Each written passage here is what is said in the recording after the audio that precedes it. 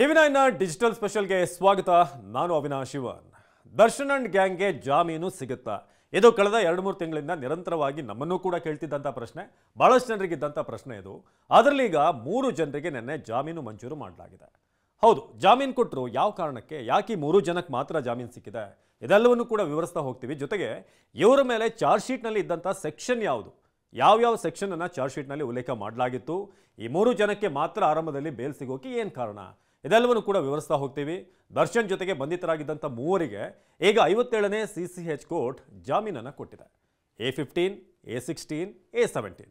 Karthik alias ಕಪ್ಪೆ, ನಿಖಿಲ್ ಹಾಗೆ ಕೇಶವಮೂರ್ತಿ ಅನ್ನೋರಿಗೆ ಜಾಮೀನು ಸಿಕ್ಕಿದೆ. ಕೊಲೆ ಮಾಡಿ ಇವರು ಕಾಮಾಕ್ಷಿಪಾಳ್ಯ ಪೊಲೀಸ್ ಠಾಣೆಗೆ ಹೋಗಿ ಅವರೇ ಸರೆಂಡರ್ ಆಗಿದ್ರು. ಅಲ್ಲಿ ಕೊಟ್ಟಂಥ ಕಾರಣ ನಮಗೂ ಮತ್ತು ರೇಣುಕಾಸ್ವಾಮಿಗೂ ಏನೋ ಹಣಕಾಸಿನ ಸಮಸ್ಯೆ ಇತ್ತು, ಆ ವಿಚಾರದಲ್ಲಿ ಗಲಾಟೆ ಆಗಿ ನಾವು ಅವನ್ನ ಕೊಂದ್ವಿ, ನಾವೇ ಕೊಲೆ ಮಾಡಿರೋದು ಅಂತ ಇವರು ಸರೆಂಡರ್ ಆಗಿದ್ರು.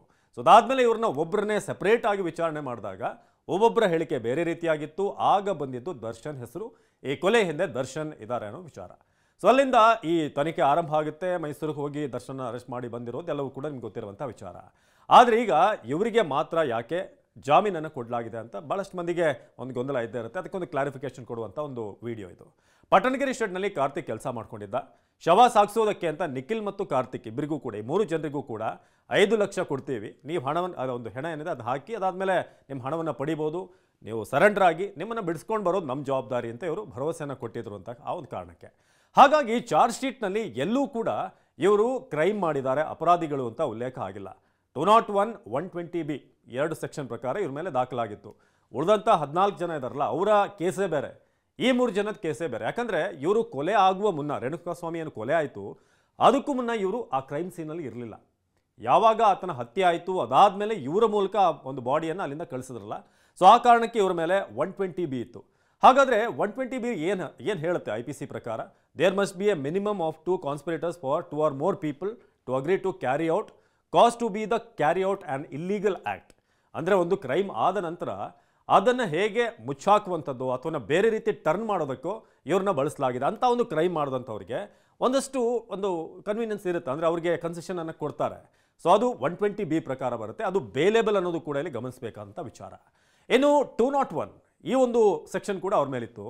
ಇದೇನಂತ ಹೇಳಿದ್ರೆ, causing disappearance of evidence of offence or giving false information to screen offender.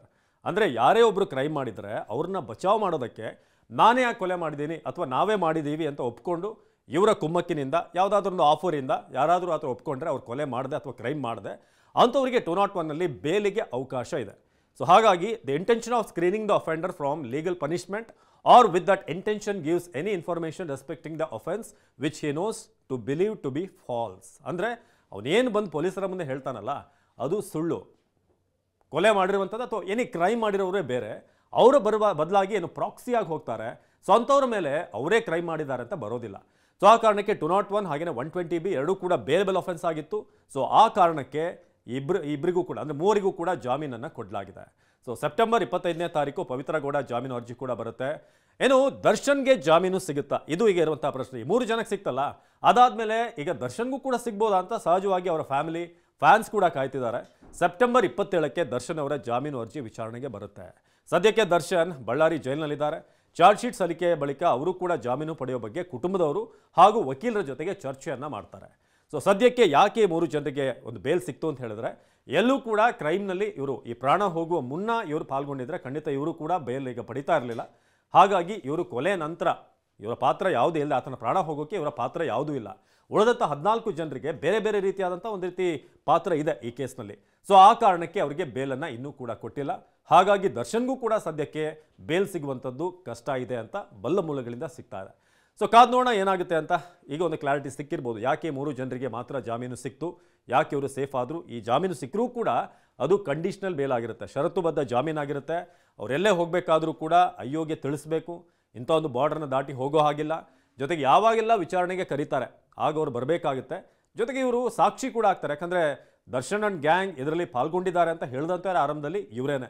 So ಆ ಕಾರಣಕ್ಕೆ ಸಾಕ್ಷಿಗಳು ಕೂಡ ಆಗಿರೋದ್ರಿಂದ ಕೋರ್ಟ್ ಕರೆದಾಗ, ಪೊಲೀಸರು ಕರೆದಾಗ, ಅಯ್ಯೋ ಕರೆದಾಗ ಯಾವಾಗಲೂ ಕೂಡ ಇವರು ಬರಬೇಕಾಗುತ್ತೆ. ಅಯ್ಯೋ ಅಂತ ಹೇಳಿದ್ರೆ ಇನ್ವೆಸ್ಟಿಗೇಷನ್ ಆಫೀಸರ್ ಕರಿಬೇಕಾದ್ರೆ ಇವರು ಬಂದು ಹಾಜರಾಗಬೇಕು.